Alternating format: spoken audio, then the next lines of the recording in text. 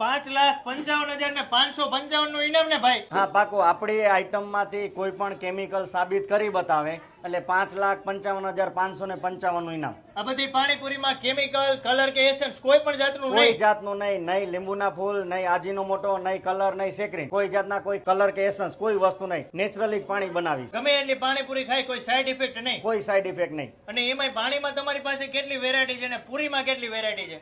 Total પાણીની અંદર 4 છે, રેગ્યુલર, મીઠું અને સાથે એક યુનિક સિકંજી અને લસણ. 4 પાણીની અંદર ફ્લેવર છે.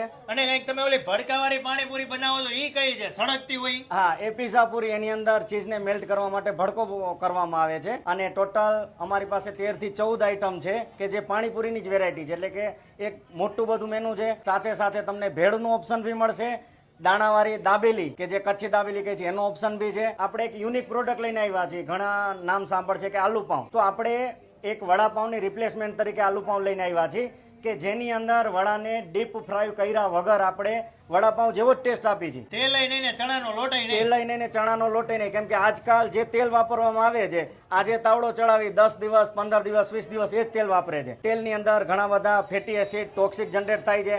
તો એની બદલે આપણે એક હેલ્ધી ઓપ્શન કે વડાપાઉંની બદલે આપણે આલુ પાઉં બનાવીએ છીએ. અને બધા કરતા તમારી દાબેલીમાં શું ફરક છે? જનરલી દાબેલી છે ને આપણે ટમેટાના સોસ અથવા જે કેચઅપ કહી છે એની સાથે ખવાય છે.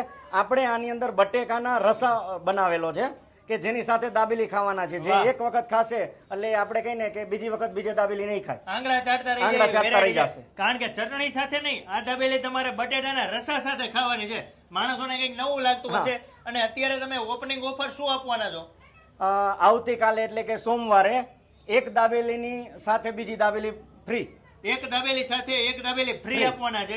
અને અહીંયા આવો એટલે પાણીપુરી ટેસ્ટ કરવાનું તો ભૂલતા જ નહીં, કારણ કે ઢગલો વેરાયટીમાં પાણીપુરી ખવડાવે છે. અને એમાંય કેમિકલ, કલર, એસન્સ બિલકુલ વાપરવામાં નથી આવતું ને સાબિત કરી બતાવે. એને 5,55,555 રૂપિયાનું ભાઈ ઇનામ આપે છે. મોરબીમાં નાના એવડા સેટઅપથી શરૂઆત કરી હતી.